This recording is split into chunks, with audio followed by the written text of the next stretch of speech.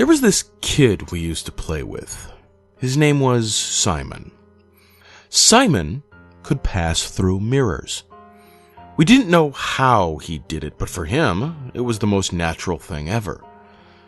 He would just ask us to stand aside, and then he would poke his head through a bathroom mirror and climb through to the other side, clothes and all, and then turn and wave back at us from the mirror world.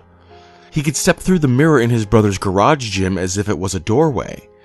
He accidentally pushed his fingers through reflective surfaces when he tried to touch them.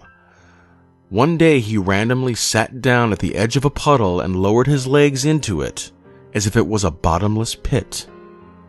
He wouldn't shut up about what it's like to be inside the mirror world, how the left and right sides were flipped, how people's reflections passed by him without noticing. Apparently, if the mirror was smudged, the world behind it was dirty as well. And if the mirror was slightly tilted, the mirror world was tilted too, and he could slide down the floor and had to run uphill to get back out.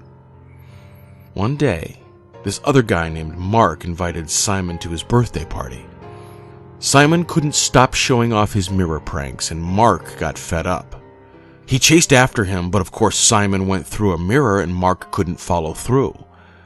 We thought it was pretty funny until Simon turned towards Mark's reflection and hit him so hard he punched out 3 of his teeth. Mark was fine, of course, but his reflection wasn't.